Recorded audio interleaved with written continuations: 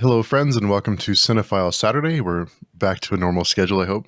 So this week we are discussing Alien, and we'll be discussing the franchise every week, and then we'll take in a break for the holiday, and then come back after that for the other two movies at the end. It should be an interesting journey. So with me today is Anthony and Susanna. So Anthony, will you give us an introduction? Yes, hello. I am Anthony Self. I've got a YouTube channel called Horrible, where I play a lot of indie horror games. Used to do some movie reviews, not so much now. I'm just having too much damn fun on the indie games. Yeah, and I've written a couple of books. Oh yeah, by the way, I have some. Yeah, I wrote a couple of books, really good books too, by the way. Oh, thank you. Yeah, and Susanna.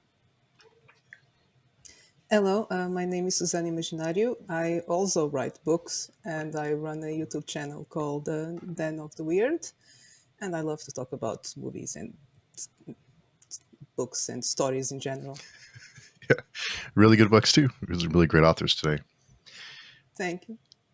So I've seen this movie I don't know how many times, but I feel like the older you get, or the more times you watch it, maybe you start to notice different things as you age and as you look at it differently. The first thing that I thought of, just we get a good layout of the ship and kind of the environment and the technology. What I notice is that they like, because you look at some science fiction movies now and they'll try to predict what things will look like in the future.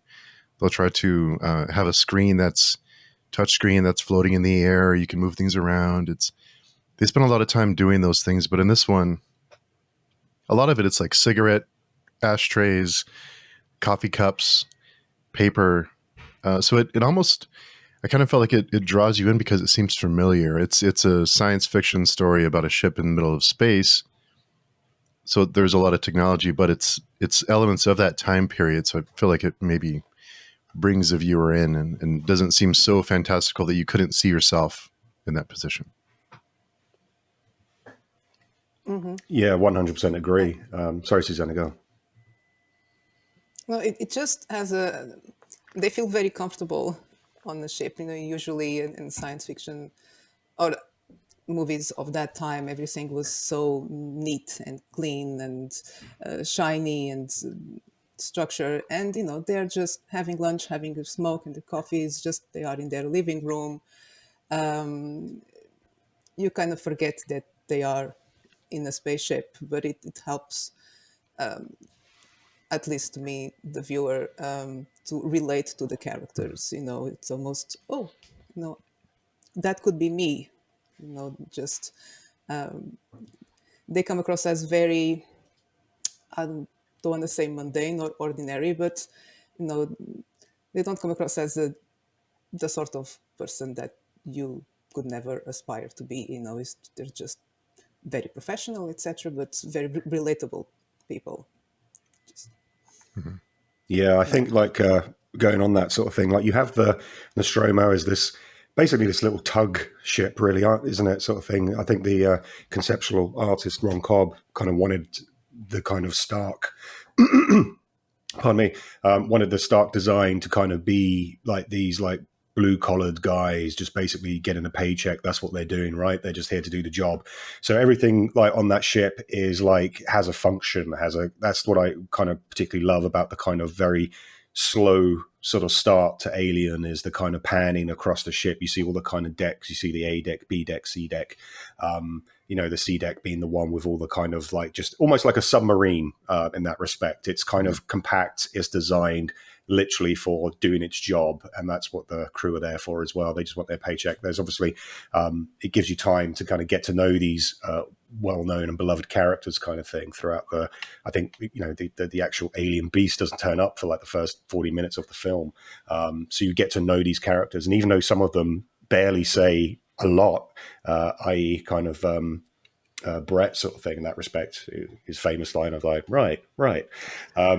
It's character work, and that in itself, like, yeah, the design of the Nostromo tugboat ship is just that. It's stark. It's kind of like, you look at the kind of films of the time, like Star Wars and New Hope, it's all very white and all very neat and very clean. The Nostromo or by design, by purpose, is grimy. You kind of feel like these guys have been in this like tugboat for such a long time now that all they want to do is just get home and get their paycheck, and that's it.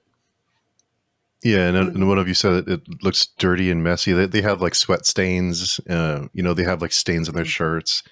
They seem very like.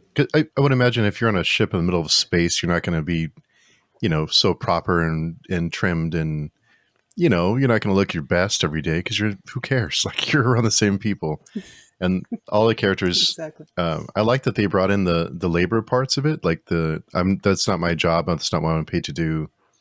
Because that also brings like a human element to it, because it feels like people or you've known, but this isn't my job, or we're not a rescue team. I'm going to complain to the union about what we're doing, things like that.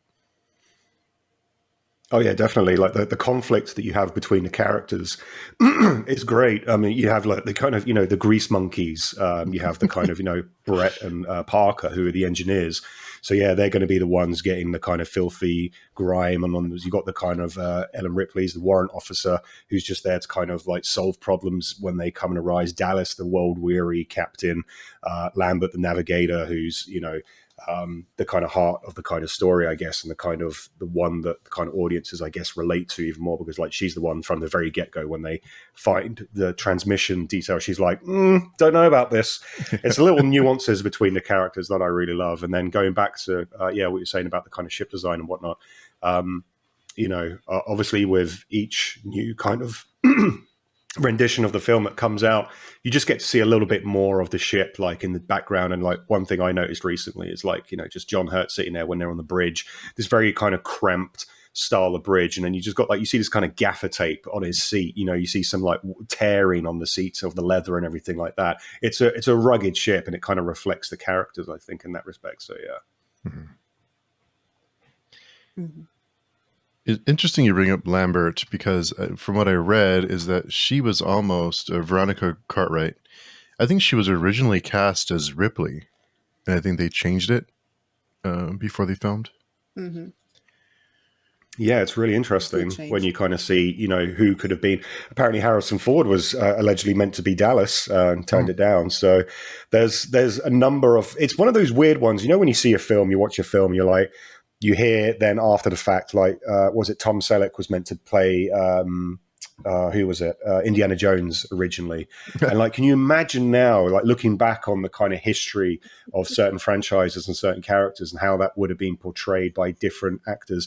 Not to say that, any of the kind of actors themselves would have brought their own niche to it, but you just can't now see like Yaphet Kotto as Parker. Like I couldn't see anyone else playing that role. He's such a kind of charismatic sort of person that you couldn't see anyone else playing that. Like Ripley, like has now gone on, with all the kind of following films after that sort of thing, and her arc going as it does. Who else could you sort of see that in the original Alien? Like she's the bookish kind of do it by the book kind of person. You kind of think at the start of this film that probably Dallas is going to be the main protagonist, the main hero of the story. And then we find out later on down the line he's not. And it's only kind of through the process of elimination that Ripley kind of comes out sort of thing of this kind of bookish, do it by the book sort of protocol. And it's about survival. It's about mortality, and she has to kind of beat the alien to that. Mm-hmm. I don't know. Oh gosh, I wish I looked it up. I don't know if it's a meme or a proper review, but I once read a description of Alien that goes something like, group of men, doesn't listen to the clever woman and they all die. Rewatching the movie recently, I was like, yeah, that actually applies. And it was interesting because I never thought of Alien as a horror movie. I always thought as science fiction. My relationship with horror is I am learning to define horror. And watching it again, just the the chain of poor reactions, of poor decisions to develop the plot. it was almost to the point of ridicule. I don't know. I was getting stressed with the just bad decision after bad decision after bad decision, and then Ripley just going, "No, no, don't do that. How are you going to do it anyway? Don't open the door. Yes, you're going to open the door. Don't bring him in. Don't do this." And in the beginning, she's portrayed as almost like this bitch that is, against everyone, and how dare you, leaving him outside, etc. And yeah, that is the standard horror movie, just bad decision after bad decision, and but I guess it's necessary for the story to happen. But I thought it was funny watching it again. Just I was shaking my head the whole time. Yeah. Yeah. Even Lambert is she's trying to convince Ripley to let her on let her on the ship because the quarantine. Ripley's trying to follow the rules, and of course Ash lets them in because he has other motivations, as we learn.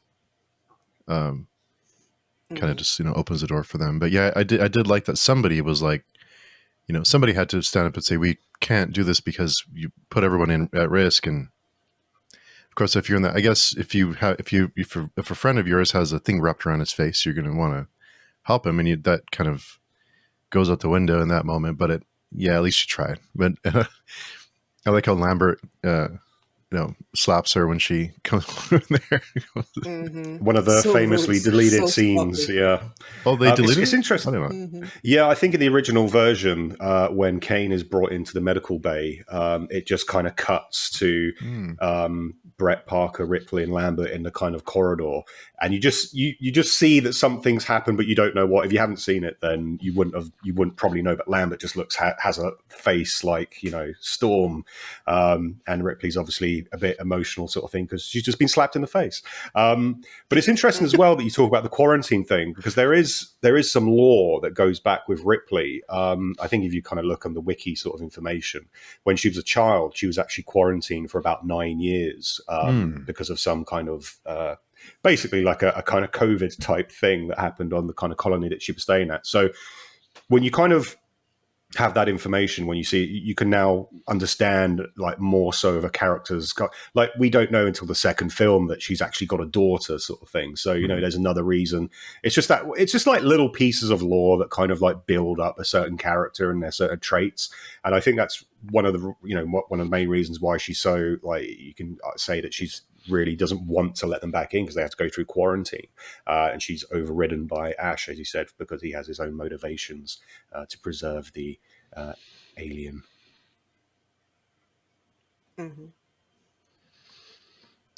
But they could have stopped at any point. Okay, so they had no choice that the ship was. They had to stop there and go investigate. Never mind that none of them was qualified to go investigate anything like that. But okay, circumstances. And then you find an alien ship and say, okay, it's an alien ship. Let's go back and report something. No, let's continue and go inside. Okay. Oh, there's this dead creature. Obviously died in a horrible way. Let's continue. Why? Do we expect to find live ones? I don't know. Then eggs. Oh, and there's a life form inside. Again, never mind that no one was equipped or had any knowledge to deal with the situation. But, you still go check. Once again, though, I think you raise a good point, because you could sort of say on one hand that, in order for the plot to go forward that he has. But once again, like Kane's character, already that he's like this kind of overachiever, that he's an adventurer sort of thing. When they hear the distress call, like Kane is the first one that's like, I'll be on the first away team, and Dallas is right, yeah, I figured that kind of thing. So there are those little instances where you could, like, I totally completely agree with you that it's like, hey, you see this kind of jockey sort of thing with its kind of ribcage burst out. We've never seen this type of thing before. We're going to like look on, this beacon's come from somewhere, right? And then you go down into the kind of, you see thousands of eggs, you do not go up to them and go like, oh, look at this. There's something organic in here. And it kind of just screams that you would be like, but I think that's part of the allure and part of the aesthetic as well, is like you're screaming at the screen, like, the little kind of laser line, don't break it. You fall into the thing. Oh, okay. You want to just pull on that rope and say, lift me up, guys, come on. But that's, once again, that's part of the character, I think, is the arc of the character is like he's very investigative, wants to kind of explore space, and that we forget that, you know, these guys are in space. And if they get a distress call and they're going to some new area, there is that kind of almost like Star Trekky sort of like, you know, we must discover new things. And I think Kane is that, it exemplifies that type of character. And he, of course, he is the reason, like he is solely that person. Like Lambert would never have gone down there, right? Dallas probably might have done if something was amiss or someone was in trouble, but it had to be Kane because he is that personifies that kind of explorative spirits, shall we say. So yeah, I understand, like, you know, it does move the plot forward as well, and then obviously they come back to the ship, and then the next kind of decision, the next bad decision that's made is to not let them on board. You know, it would have been interesting if the film went a different way, and like Ripley was like, no, you're being quarantined, you can stay out here for however XYZ amount of hours, and then the alien creature burst outside the ship, and like, would it have made its way in anyway? You know, we never know, but it's more dramatic if he comes back on board, obviously. Mm-hmm. Yeah. Another thing that I've thought it was, well, wrong. It was finally when the alien is born, hatched. I don't know how to call it. And then they were all, well, while it was still attached to his face, no one wants to freeze it again. So many opportunities if you wanted to study the thing, but no. But again, that was Ash. Ash was manipulating the whole thing, so fine. But then after it was hatched, born, they send the body into space. So what about preserving? Suddenly, it was no longer important. Now we have the life thing. I don't know. These little things, I know I am nitpicking at this point, were things that I did not cross my mind at all the first time. I didn't see a problem with it. When I was a kid, you know, everything was like, amazing. Now I couldn't help notice, you know, plot-wise that, you know, it could have been done better. You know, missed opportunities, I guess. Yeah, I did wonder after all that, then they jettison the dead body. Like, why? Yeah, yeah. By panic, I guess. But maybe they were thinking that the body, because there's the scene where Ripley sort of says, like, you know, if it bleeds acid for blood when it's alive, who knows what's going to do when it's dead. I would assume that the reason why they jettisoned the body was because of the fact that it could have left a pathogen or some type of disease inside the body that they didn't want to risk the further infection of the crew. I mean, they're kind of already stumped at that point, right? But why would you risk any further contagion sort of thing, I guess, within the rest of the crew? That's my kind of thought process of it. Yeah, I guess seeing Covenant, and we'll get to that eventually, but I guess there's kind of a chance it could have a airborne thing, but that's way ahead. But the ship, the design of the ship and the space jockey, I remember way back learning about what they call the space jockey, which now know as engineers, but it's such a cool design for a creature. And you have, going back now, you wonder, okay, so what came out of it and where is that creature? Yeah, there's a lot to be said about those type of films when you kind of find out when he obviously established a franchise like the Alien franchise has been, and then you kind of then try to explain what certain things were in the first film. That's what I always thought was quite magical of Alien, was that there was this, no pun intended, alien creature that was so alien that you didn't even know what it looked like. And yeah, something's erupted from its chest, and they're exploring this kind of cavernous ship. And that was always kind of at the forefront of my mind. So what has exploded from this thing, and where is it? Is this thing still running around in here? That kind of adds that kind of dramatic sort of tension to the scene. But now that we, as you said, like, he's gone from space jockey to then going to the engineers, and now we know the kind of their backstory, I think it kind of diminishes some of the mystery from the first film a little bit. You know, if and when the next trilogy of films, so you had the Prometheus, Covenant, and then the next one, if you get to see the kind of cycle, if it then kind of comes back to, Ripley's team finding the derelict spaceship on LV-426 or LV-426, sorry, then, that would be a nice kind of tying the bow of the present. Like, you have the kind of complete cycle. If it's going to go that way, I don't know. I probably not, sort of thing. They'll probably find some other kind of area of themes to go through. But I think personally I preferred not knowing what the space jockey was, having that kind of mystery. But then, I think I don't know how old you guys were when you first watched it. I was probably too young to actually probably see it at the time, but it's the way to do things, I think. There were so many sort of themes and layers that at my young age couldn't comprehend. And even like when you mentioned, Steve, earlier on, of like, the more times you see it, there are different aspects that you kind of see, the different layers at play here, the kind of corporate greed of the Weyland-Yutani company that were just known as the company back in the first film. They're kind of, chasing profit margins to kind of get that. They basically put an android on this ship to kind of make sure that this kind of being gets transferred back for their weapons biodivision or whatever it may be. At the time when I was really young, when I first watched it, it's obviously the alien creature design by H.R. Geiger sort of thing was the most terrifying thing I'd ever seen. And, Ridley Scott is a pro sort of thing. You never see the kind of the full alien sort of thing until the very last like 2 minutes when it's in space and you're like, it's just a man in a suit, really, isn't it? But apart from that, like it's all tight up close shots of like the first time when it comes down to get to get Brett. Ingenious like way of introducing this creature as well. Like, let's have it come down from the ceiling, not from the left or the right. Like you get in a lot of kind of horror trope sort of gotcha moments. This comes down from the ceiling. The kind of the tubes, the biomechanical design, it just terrified me as a child. Obviously, growing older now, I see other things that aren't just about the beast, about the creature. It's about like the kind of the company. It's about the kind of the interaction with the characters. What are their kind of motivations? What are their kind of conflicts between each other? And you see it in like everyday life. You all have jobs kind of thing. You're 9 to 5. It's like how you kind of impress yourself on colleagues and like, are you the Kane, are you the Lambert of your job, your workplace? It's stuff like that really that I find really interesting now, looking back on it years later. You asked how young I was.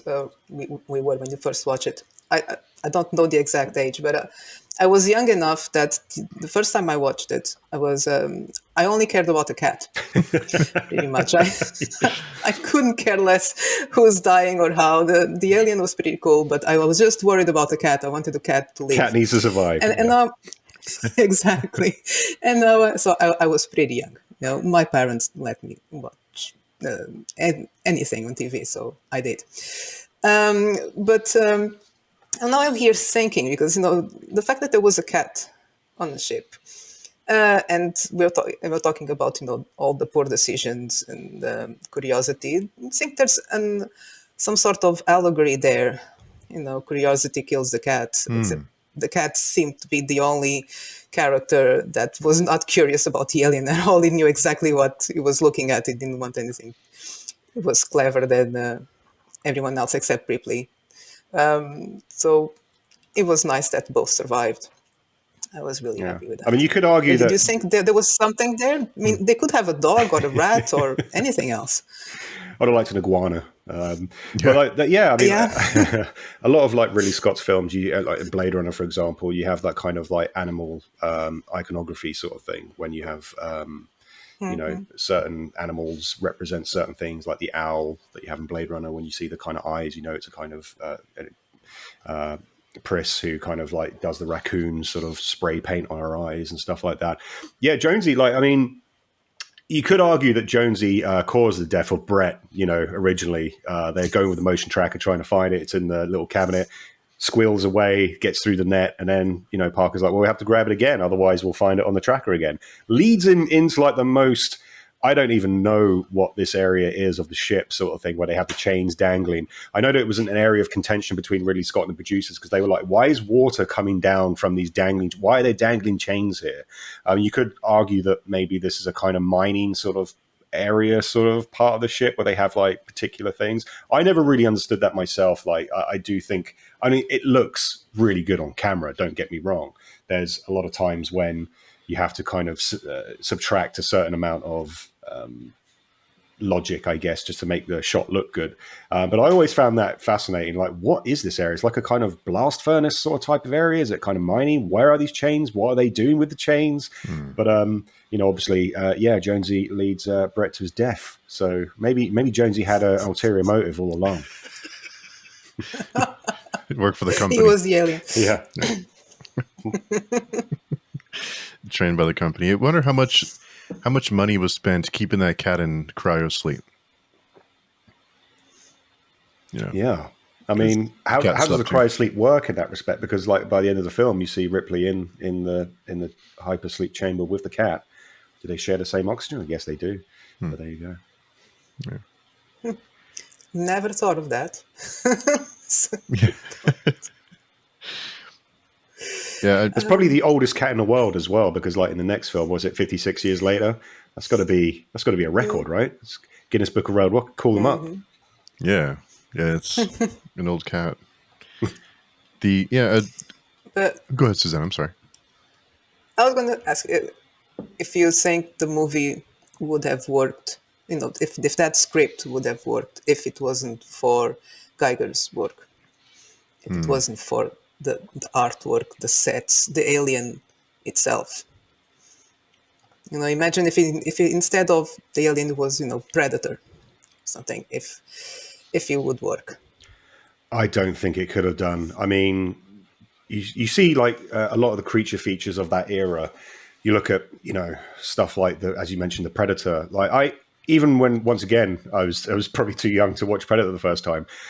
The majority of the film, we don't see what it is. It's, using its kind of camouflaging. And then when you have that moment where, Dutch is on the logs and we actually see the Predator in the kind of full profile for the first time, you're thinking, what is this creature with like dreadlocks and sort of like almost like fishnet type stockings type of thing going on? It's, it's so bizarre when you first see it, and then when you remove the helmet and you see the mandibles and then it's like, wow, that's crazy. But then with H.R. Geiger's designs, that just takes the whole biomechanical level to an astral plane that I can't even comprehend. Like nothing in my worst nightmares could come up with this particular design.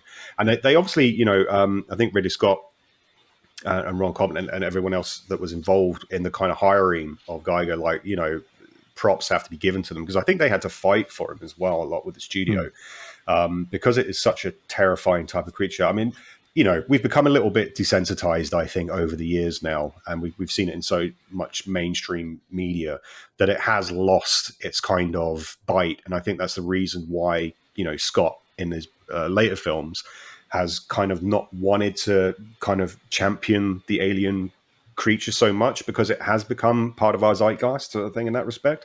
So it's more the kind of case of like, how can we, at the time in 1979, this thing that you see the fight, it's going to terrify anyone, and of course they're going to jump on the whole, like, people fainting in the cinemas and at the infamous chest burster scene. And, of course, any news like that is going to promote your film. That's going to be great.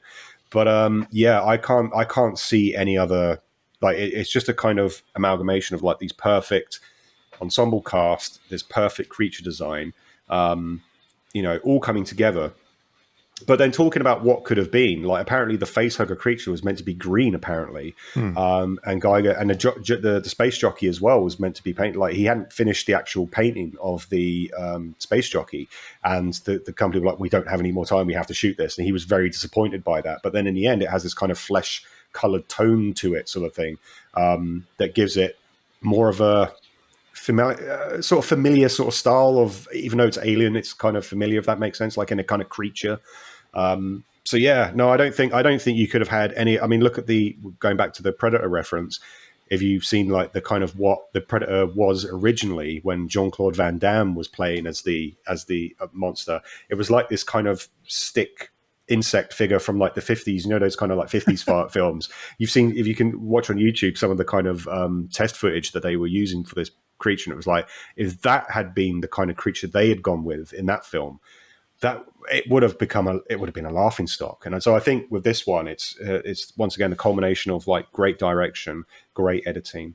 Because there's some test footage that you can see of the alien creature, like the actor whose name I forget off the top of my head, but the guy who was like 7 foot tall that was in the kind of suit.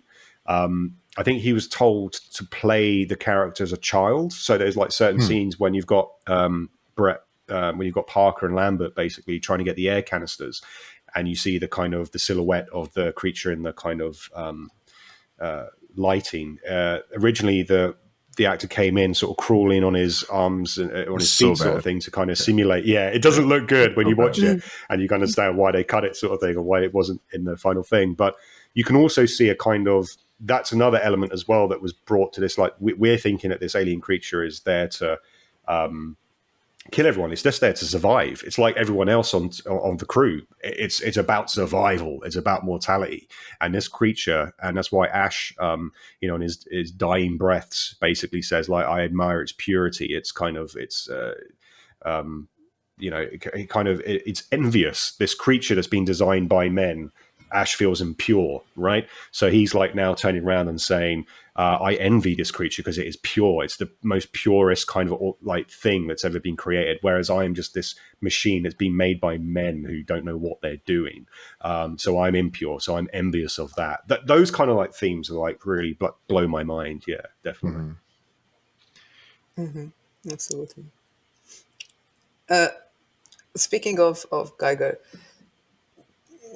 it wasn't the scariest thing he ever designed. I was lucky enough to I've been to his museum. Oh wow.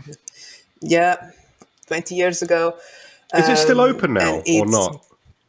I honestly, I don't know. I'm gonna have a quick look while we're. Back Sorry, then, Susanna. it was quite the tourist attraction. It was, and the village itself, it's so beautiful and picturesque and right in the middle of the Alps. And then there's such a clash suddenly. As oh, what's this? And the stuff in there, though the alien is very tamed and easy to look at by comparison, but The beautiful. It's museum one is of still open. the Yes. best Yeah. experiences. One of That's the best my experiences. one of my bucket lists. I need to go there, and I need to kind of see Oh, the inside of his mind in that respect. That would be great. When did you go? yeah, it's was almost 20 years ago. Oh yeah, wow. I was backpacking through Europe, and yeah, why not? It was a great day. We went up to the Alps, checked the museum, had a drink at the bar, beautiful place, and then went to have a tour at the Gruyere factory. So cheese and aliens. It was a Nice. beautiful day. Forever memorable. Yeah, I think his designs. I don't know that it would have had the same impact, and I think most people point to this movie when they want to demonstrate that less is more. That you don't always have to show us everything. I think sometimes leaving things to the imagination are better. And looking back at those scenes, Anthony, that you mentioned about him like crawling, like the crab crawl thing. I'm so glad they cut those because it looks so silly. It would have really put a damper on the creature. But yeah,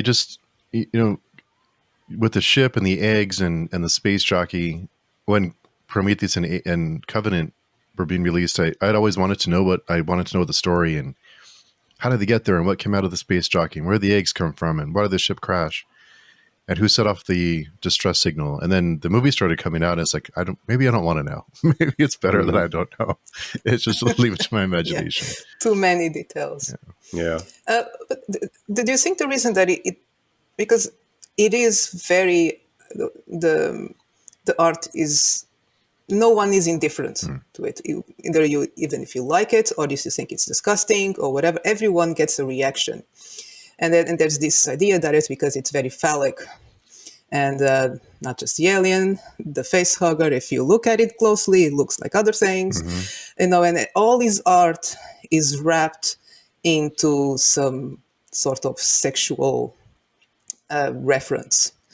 You think that helps as well to bring that level of discomfort and make people pay attention without realizing, and it becomes more visceral because of it. Even just the chest bursting scene, it's been debated in many psychology classes.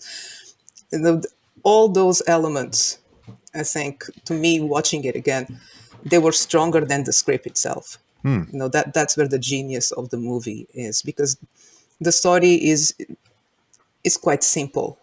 No bad decisions were made, and then this happened. But those elements with Ash was a great addition.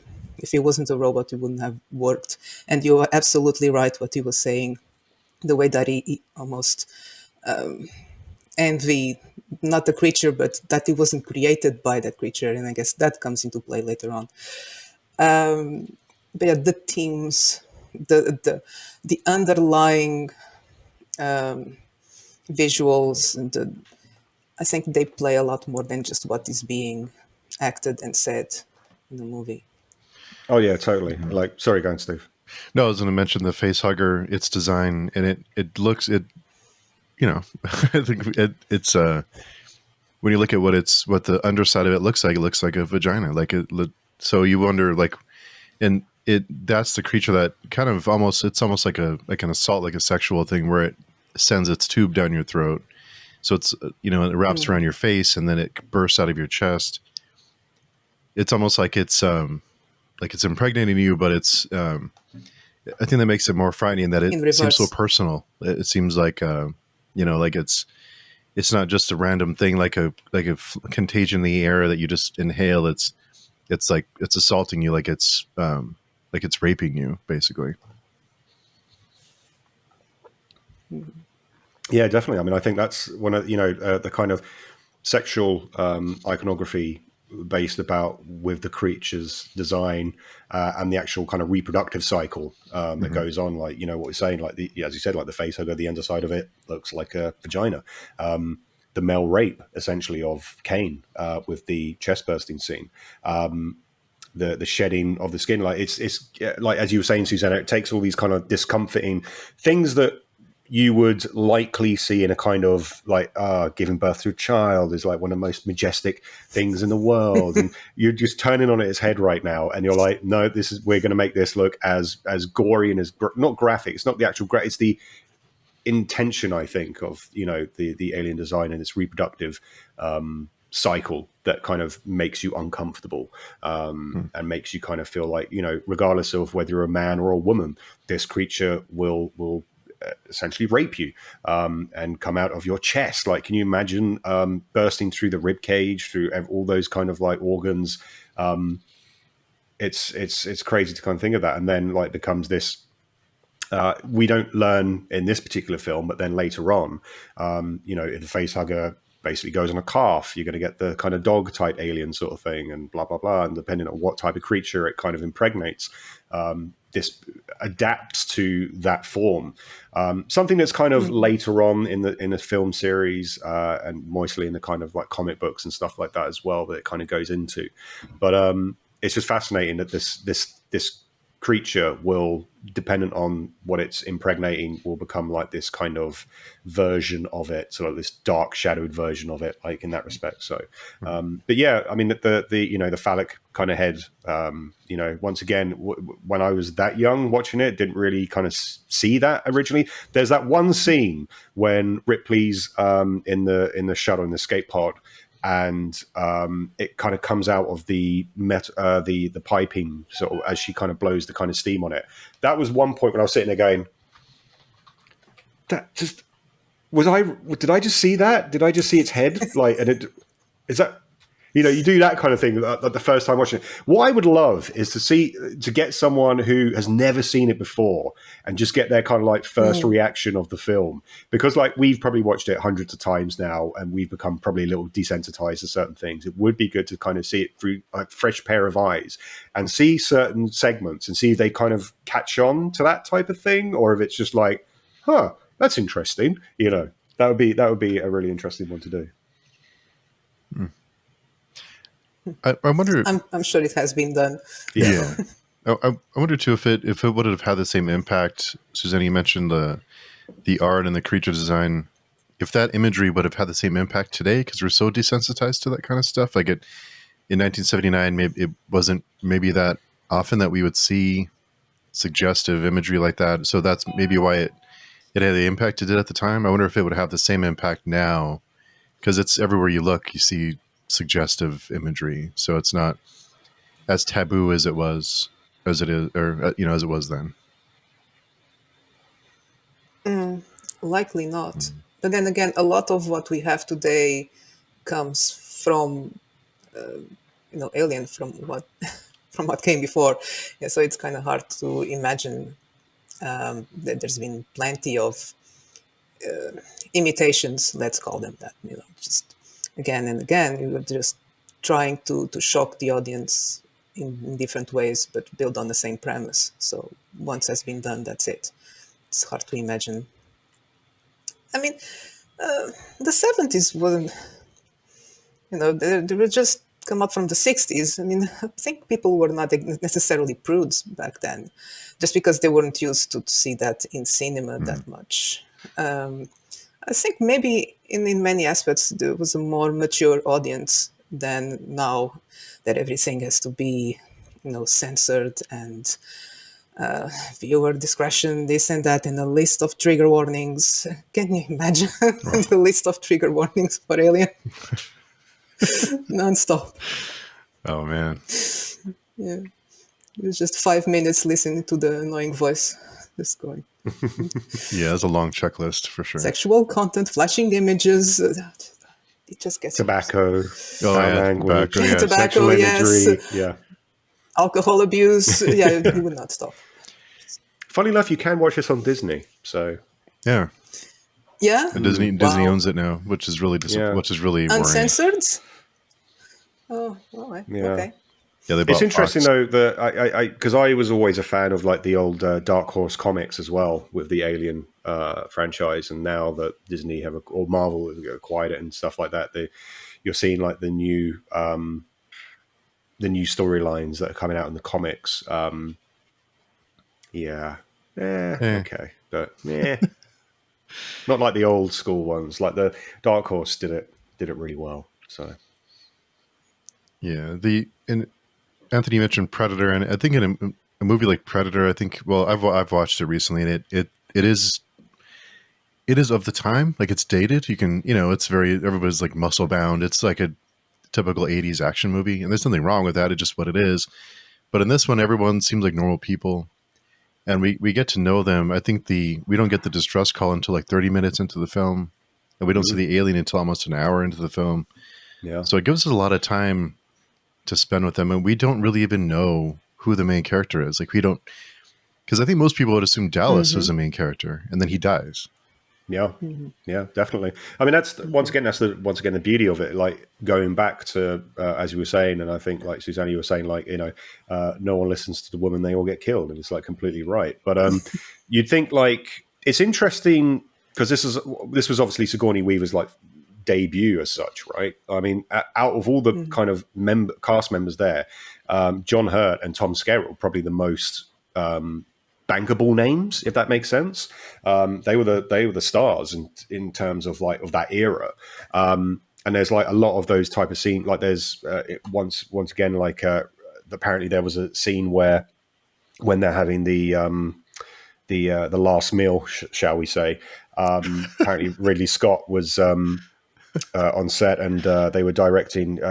He kept on having a go at Sigourney Weaver, saying like, "You're not holding your cup of tea right," or something like that along those lines, and kept on. And she ended up basically like crying and like running out. And he basically came up to her and said like, "Look, I had to say it to you because John's not doing it." So he was kind of taking out the thing on her. Yeah. And that's good, just to sort of showcase that kind of weird thing of, because John Hurt at that time was like a theatrical man, and and I think Ridley Scott was such at that time like young director as well, and like didn't want to step on like toes of like these titans of the theatrical world or the Hollywood world sort of thing. So when you do, yeah, as you said, like you don't know who the main protagonist is. You've got Brett and you've got Parker, who are the kind of the grease guys who are in the lower decks. they're always, complaining about the pay. And you see these kind of like, it's really interesting that you kind of hear them like one would perceive Parker to be like this, a kind of aggressive kind of guy that's always talking about pay. He's like, look, I'm happy to do it if you pay me more. Ash, obviously, once again, with his motivations, is like saying like we forfeit everything if we don't go and investigate this, so we have to. He's like, okay, well, I guess we've got to do it. We've got to go for the money, baby, right?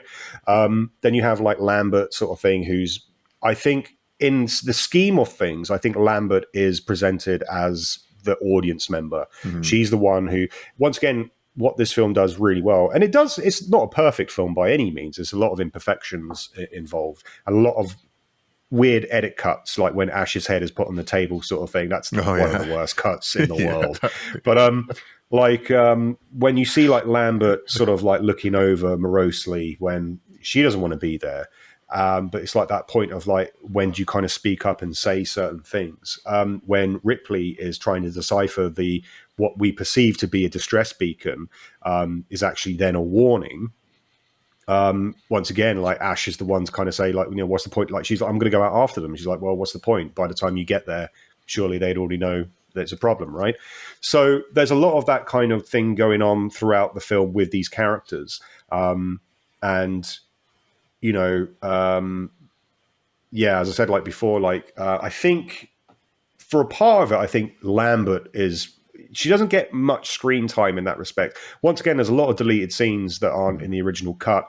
Most, I think, famously, when Ripley comes along the nest where she sees Brett kind of being molded into the egg, and that was meant to be the life cycle originally of the alien creature, was that it kind of takes its victims and it's kind of morphing into another egg sort of thing. Whereas then James Cameron, I think, quite in a good way, took it and no, there's actually a queen and whatnot sort of thing. But yeah, sorry, she comes across Dallas, who basically is incapacitated in a certain respect, and is just asking her to kill him. But yeah, I mean, you don't know who the main character is until obviously you're getting off one by one, and then Ripley emerges as this kind of survivalist in that respect. You could call her the final girl, one of the, I suppose not really in that kind of era, because you had a lot of slashers at that time as well. So she wasn't the first final girl or anything like that. But I think it was the first time when you actually cared about the kind of people or the characters on screen, and because, as you said, Steve, like you take a lot of time to get to know these characters, and they don't have to like it. What I think is really great about the kind of character interactions, as I said, let's look at Brett. The main lines that he says in this film is right, and they even pick up on it. He's like a damn parrot sort of thing. But then when you see that kind of close up of Harry Dean Stanton sort of thing when he's in that area, and I think he even said to Ridley Scott, like, I just want to thank you for giving me that moment, because that kind of like, you see all the lines in his face, all the kind of the sound as well, the sound design of like the rain pouring on his cap, stuff like that is just like, wow, that is iconic. Yeah, we go from there. Mm-hmm. I don't know if this is true, and I have this half memory of Ridley Scott saying that he purposely wrote Ripley as the survivor because no one would expect her that would be her. Yeah, I think Not like just in the because she was original a woman, but screenplay. Yeah, sorry, go on, Susan. Not just because she's a woman, but because she was portrayed at the beginning as, that come across as very unlikable and not particularly proactive. Just the naysayer, so that people would kind of almost root for her to be the first one to go. Which I thought it was, he knew how to play the psychology of the audience to some degree. I mean, it's interesting, because like their first. I think this is when they decide to go through the air vents with the flamethrower. I think at that point they're obviously still trying to think that they can actually kill the creature, even though we know from the facehugger that it bleeds acid for blood. I mean, that's going to be a whole breach right there if you kind of flame this thing in the air vents. But I think that's when they still think that there is a way that they can sort of get rid of this creature or blow it off into space. I think in the original, there's the Alien Isolation DLC that has the kind of script part where they're meant to actually. There's a whole scene where they trap the creature in an airlock and they're going to jettison it into space like Kane. And then for whatever reasons, I think Ash has some kind of sabotage involved sort of thing, but it escapes. But they obviously didn't film it, or they cut it, whatever. It's in the DLC for the Alien Isolation game that you can play as the characters from Alien. You can play as like Ripley or Parker or Lambert, I think, or Dallas, and you can actually do that kind of weird scene. So it's that, once again, that lore of like, trying to build things in here. But sorry, I rambled a bit there, sort of thing. I forgot what the question was. Apologies. But you were saying, Susanna, about the... Oh, yeah. So going back to like when Ripley, when they have that kind of decision and Dallas goes into the tunnels, which then I guess has this other kind of fear of people that have claustrophobia, you're going to be doing that sort of thing. It's only until after that happens, when it's a kind of failed attempt, that they go like, look, we'll just blow up the ship. We're just going to get on the shuttle. We'll take our chances and we'll just blow up the ship, kind of thing. Because they know that this alien is actually, this creature is intelligent, and it knows the air ducts. It knows it's made itself its second home, essentially. So, yeah. Mm-hmm. Mm-hmm. I think Anthony mentioned that Lambert is the audience. I think, wouldn't most of us be Lambert though? Like in that situation, I think most would be Hicks or Lambert. Like, yeah. Oh yeah, like I think that's the whole kind of point. Like they had to have a character that was, I don't know about this, guys. I think we need to get out. Like I think she personifies the audience member in that respect of like you'd be doing the same. Of like going, I don't want to be here. I want to get out. Let's just blow up the ship. Let's take our chances. Let's do this. Like stuff like that. Bit worried. Yeah, definitely. Susanna is shaking her head. I would be Ripley. If the moment they open that door, I would be in a shuttle. That'll be the difference. I'll be saying no. In the moment they open the door, I'll be in a shuttle, because nothing good comes out of it. And I've played plenty of role playing games where the party just goes, and I know they're gonna do something stupid, and I take off. So that would be me. Run for the hills. I never submit to peer pressure. No, no way. I am out of here. Yeah. Mm-hmm. Yes, it makes me laugh when you hear actors now, like female actors now saying, "Oh, I was the first female action star in the Hunger Games." Like Jennifer Lawrence said that recently. It's like, gosh, I don't know what she was thinking. I mean, it's like, why would you say something so stupid? Because she doesn't know any better, I guess. Because life started, in the year 2000. I don't know. This generation is wrong. Just wrong. Just wrong. Just go and at least watch some classic movies and something, please. I mean, it is interesting. Like, you do mention, like, Jennifer Lawrence with the Hunger Games and stuff like that, and even before Alien, there were loads of like different kind of characters and different kind of films where you had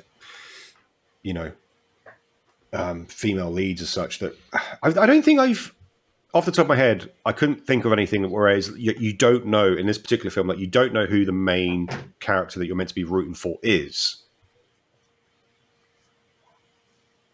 I may have to think about that one for a bit and come back to you. But like this is that kind of instance.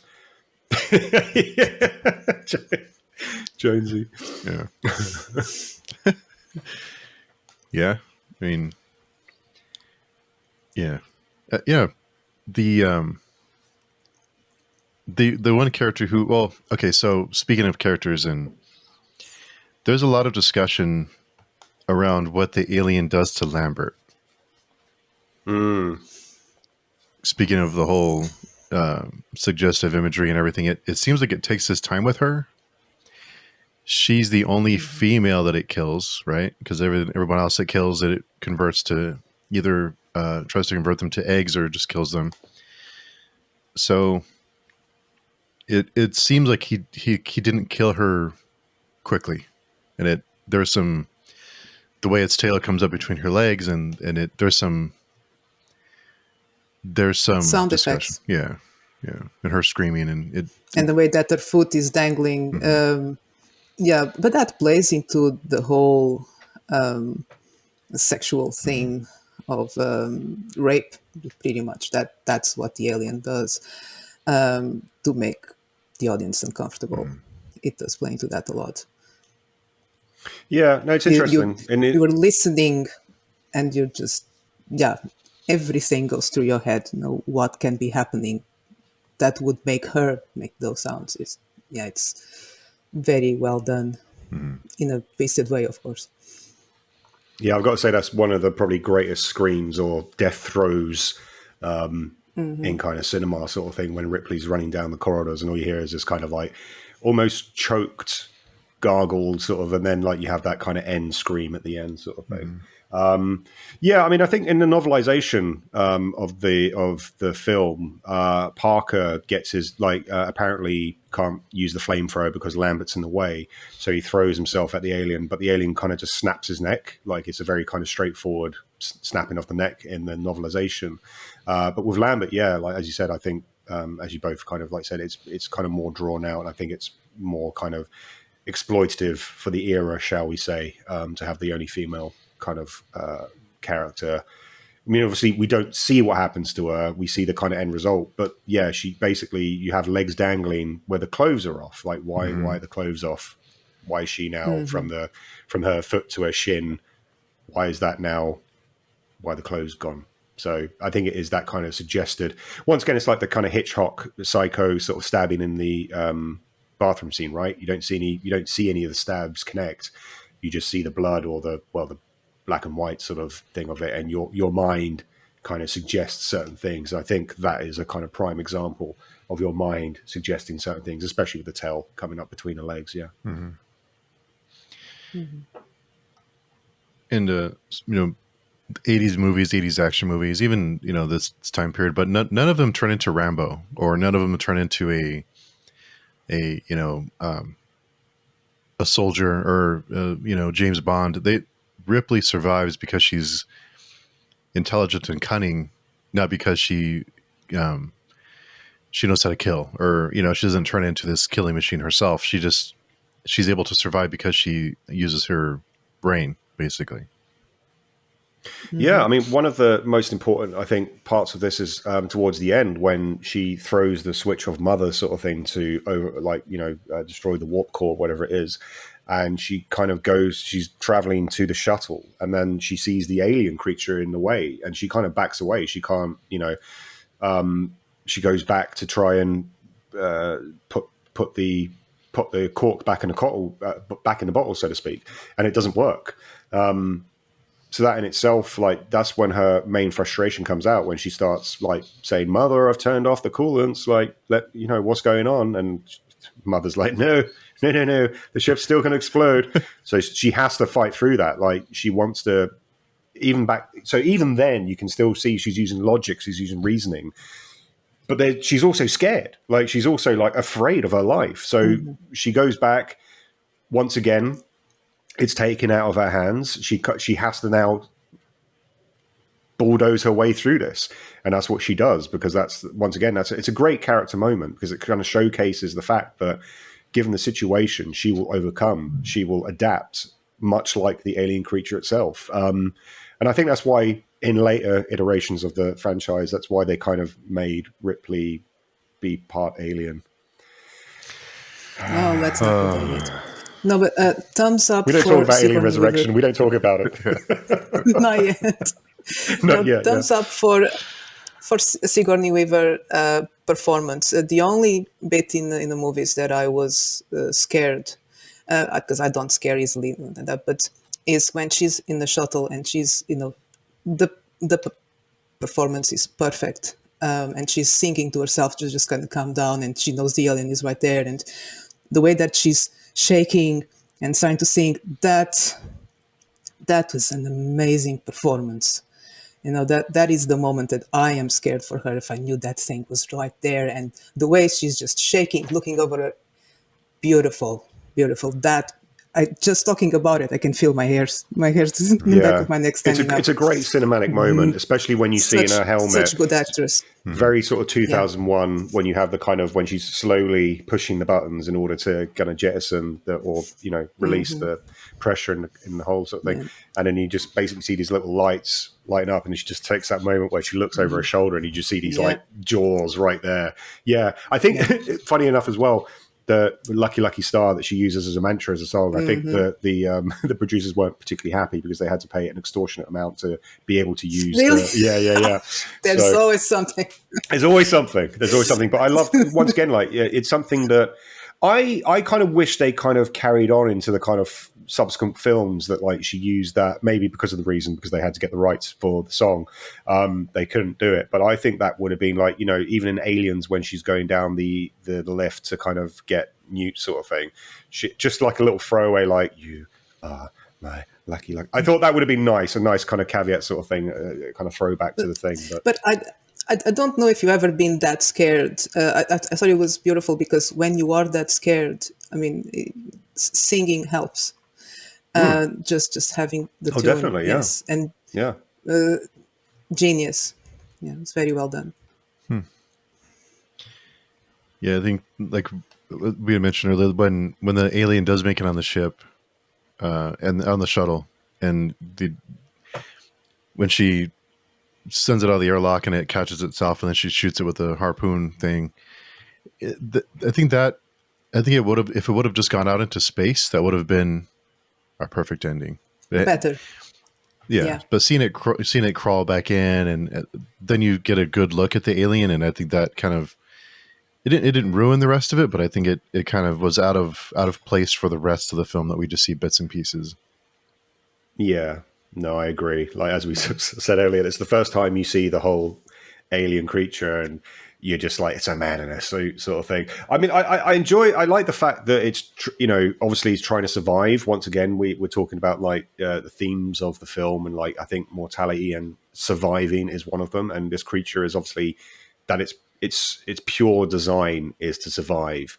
And so in order for it to go up the rocket thruster or whatever it is, kind of thing, I think that just kind of try to showcase the fact that this thing doesn't want to die. But I think you're right. It would have been more cinematic if the harpoon gun would have just shot the thing out and then it just went into space. But I don't know, you know. It seems something that Ridley Scott enjoys, because he does the exact same thing, or a very similar thing, in Legend. I don't know if it was intentional, homage, or it just likes to see bad guys dying that way, blown up into space, but have just one last moment holding on. I don't know why. I would pass, but anyway, it's their thing. It's fine. Yeah, he comes back to that again later in the franchise, but we'll talk about that later. As well. Yeah. Yeah. He likes that. Maybe it's his signature thing. That's all right. Yeah. The eggs, converting the people to eggs. I'm trying to decide which is more terrifying: either a queen that hatches eggs, or converting you to an egg. I mean, I know my preference. I would not like to be either. See, this is the funny thing then, and I reckon this is one of the reasons why that scene. I mean, for pacing issues, this is the reason why allegedly the scene was deleted from the original theatrical cut, was because it was a pacing thing. Ripley's trying to sort of run away, get to the shuttle ship, and it spends then 5 minutes where she goes into this like deep bowels of hell, this almost purgatory sort of style, and she sees the kind of nest where Brett is being metamorphosized into an egg, and then Dallas is obviously there as well. I personally would prefer an alien queen, like a kind of beehive colony type thing, to kind of be set in eggs rather than being turned into an egg. But I suppose it's the kind of science of how that happens. I think that's probably why it was never sort of, that route was never taken, because how would, I suppose it's, once again, you kind of, there's sci-fi, and there's sci-fi where I think everything so far has been grounded, and that's one of the reasons why I think this film is so good, because it has that grounded anchorage of everything serves a purpose, like we were saying before. There was something actually, you know, one of the things that I do like with Mother, when they're in a central hub, and like, you know, Dallas is there saying, what are my chances? And you see all the blinking lights, and I do think at certain points it's like, most sort of films set in the 70s sci-fi just have blinking lights for blinking lights. And I think in this particular film with the Nostromo, the majority of times you have lights and you feel that they serve a purpose. But there is certain scenes where it's like, these are just blinking lights just for like having the different colors on screen. But yeah, being metamorphosized into an egg, I can understand probably why they chose not to go down that route, because of the fact of like, how does the human body, is it just like a kind of fleshy thing? I would like to see how that would, like, you know, if we went down a different route now, if James Cameron didn't make the decision, which I think it was aptly made, that he, you know, we have an actual queen that lays these eggs rather than be metamorphosized. I think it would be interesting, but I think it was the right decision to kind of like check it out. But to answer your question, Steve, sorry, long ramble, but yes, I would not like to be made into an egg. That would not be my favorable thing to be. Same. I think just personally, no, thank you. No, don't want to be turned into an egg, of course. But the amount of explanation, and yeah, I don't know how they would even begin. And there's a lot of things to explain. Like, for example, how did the alien went from, you know, that size to then suddenly that size in Yeah. that short period of time? You know, fine, we don't need to know, and we don't need a scene of, you know, the little alien raiding the kitchen, anything, everything, and then going to a chrysalis and shed. That was completely unnecessary. So, but I don't think they could get away, you know, hand waving the change from a human into an egg. So yeah, brilliant idea, and especially if you look at the alien as a character, it fits the character a little bit more, that it is just a soldier drone, you know, with that objective, you know, kill and protect, survive. You know, everything else would just be too much, and you'd make it less scary, in a way. It would be more because we already have the parasite stage. So why then you would turn the human into no, too much. So that was a good decision. Yeah, because it is if the eggs are a result of someone or something being converted into an egg, then where did all the eggs on the ship come from? Exactly. You know, there has to be. I'm curious to see if we ever do get that next one that's supposed to tie into the beginning of Alien. There's a lot of the timeline too. I wonder, because the space jockey, they said, has been dead for a long time. It's almost fossilized. But I think the timeline in the other movies is. I'm not sure if it lines up to be fossilized. No, but that's fine, because no one in the crew and no one that found the space jockey was actually an expert. Say that was fossilized, and they don't. You can argue that you don't know what sort of life form it was. You know, you could have a completely different deterioration rate. So you can argue that they didn't know what they were talking about. So, you know, Could be, yeah. unreliable narrator there. So It's true. that's fine. Yeah, that's true. Yeah, I'm not sure if we'll ever get that other series, or the last of this other trilogy, but maybe one day. Not sure if so. Question to both of you: do you want a movie to line up to butt up to this one, or would you rather leave it to your imagination? After everything that was done, no, please leave it alone. Don't try to tie or explain anything else. I'm I would good. disagree. I would Okay. like because I like what they've done with David. Yeah. One of the things that you can say they've done right in the more recent films is I I do like the fact that you have an android who's now kind of creating through. I mean, we'll discuss this in the other films, kind of thing, but I like the fact that it's once again coming back to Ash, like what I was saying earlier, sort of thing, in terms of he's been made by man and he feels himself to be impure and he feels himself to be like he's envious of the creature.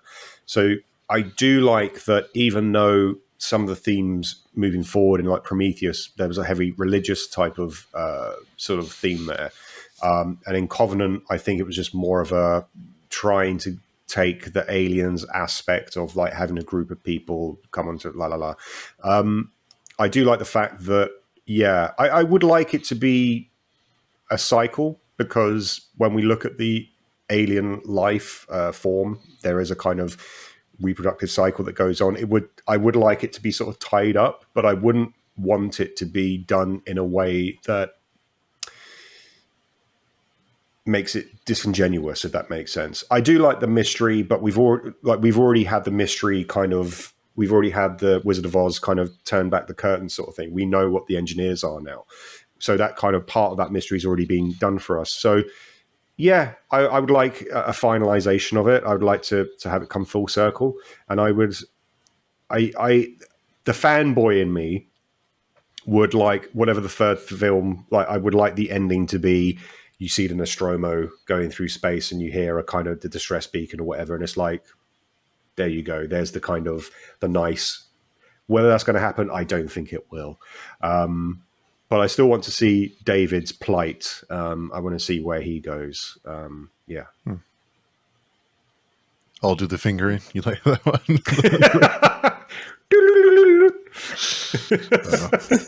One of the most unintentional, funniest scenes in recent history. Yeah, we'll get to that. Yeah. So, Susanna, you think leave it alone? You don't not a fan?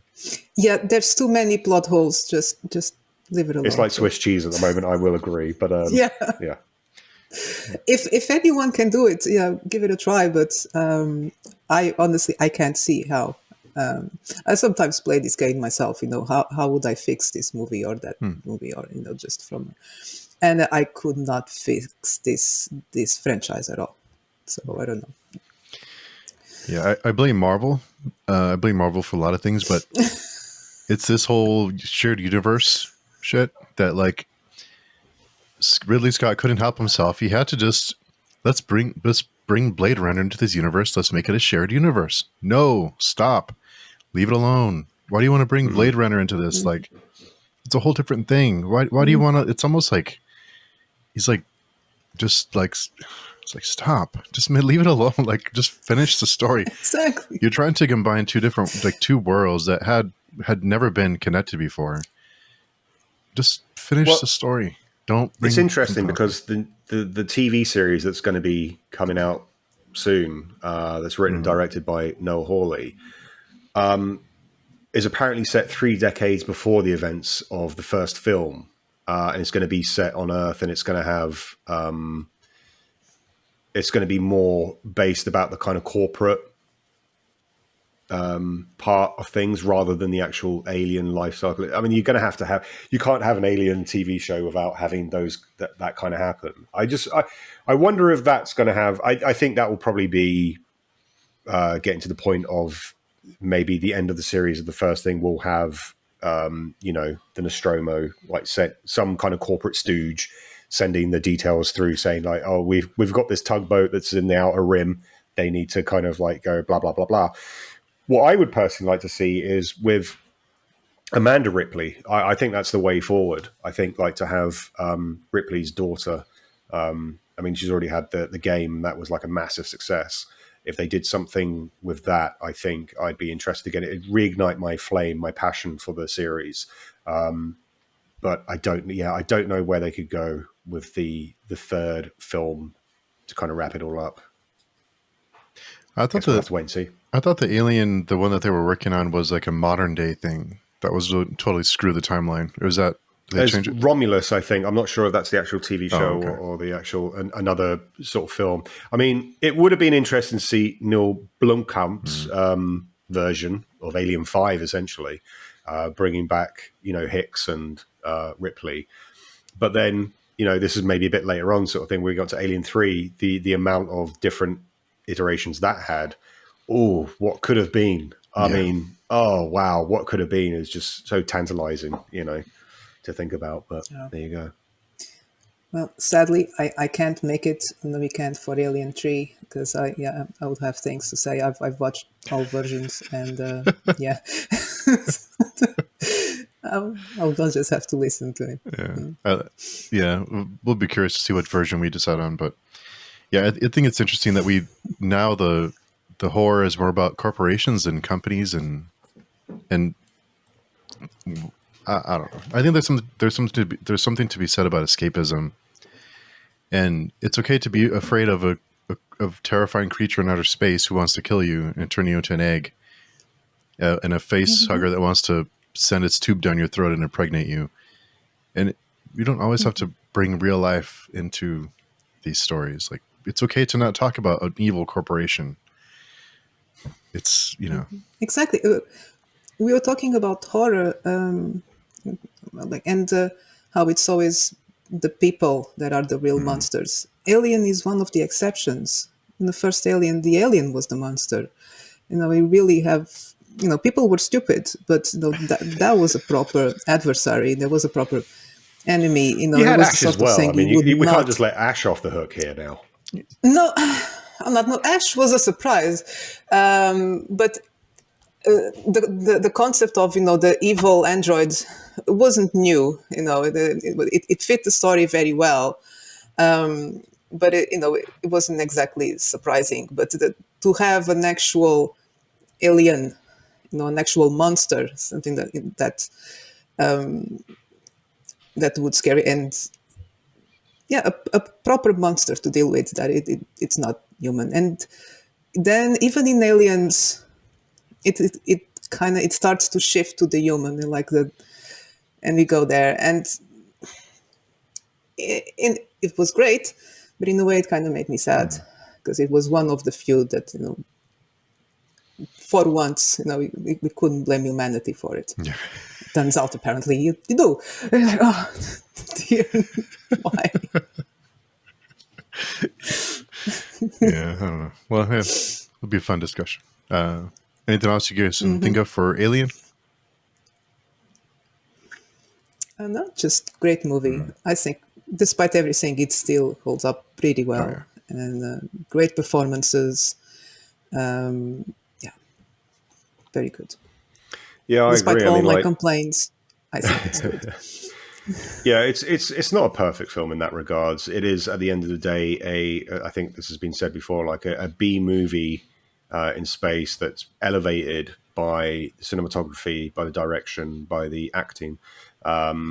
It's one of the few creature features that actually delivers by giving you an actual scary monster that will give people nightmares. And there's certain layers that are still being discussed today in a kind of psychological kind of sense, from the kind of mega conglomerate corporations, that we're seeing even more prevalent today. That kind of aspect of it. You've got mortality, you've got reproduction, you've got iconography coming out of the wazoo sort of thing. To kind of just label this as a kind of sci-fi horror is not in its, doesn't give it credit sort of thing, because that's it offers so much more. And that's one of the reasons why 40 years later it still stands up, almost like John Carpenter's The Thing. The kind of the effects are right. Fair enough, there are a few ones that have dated a little bit, I will admit that, but also it just elevates the genre to another level, and that's what will always be prevalent in this particular film. So yeah, it's one of the films that I will always go back to. I can always watch back again and pick up something new, or think of something new that is coming into the fray, sort of thing. So yeah, one of the greats, definitely. Awesome. Well, in the meantime, Anthony, where can people find you? You can go on Amazon if you want to read a bit of dystopia fiction with my novel Birthday Treat, and a short horror collection called Cat's Box and Other Tales. And if you want to catch me on YouTube, you can do so by looking at Horrible. Nice. And Susanna. You can find me on Page Chewing, X, and on my YouTube channel, Den of the Weird. Awesome. You can find my books pretty much everywhere. They are now on special on Amazon, the ebooks, 99 cents. So go check them out. Go get them. Yeah, I'll have all those links down below. The series is named Timelessness. The first book is Weird Gods. I did the same thing yesterday. It helps if I say the name of the book. Yeah. It's hard to remember all this Okay. stuff. Yeah, definitely. I know. It's hard to... But I should have it, Terrible. I'll have the links down below. Make it easier for everyone. Just click the link and it'll take you right to it.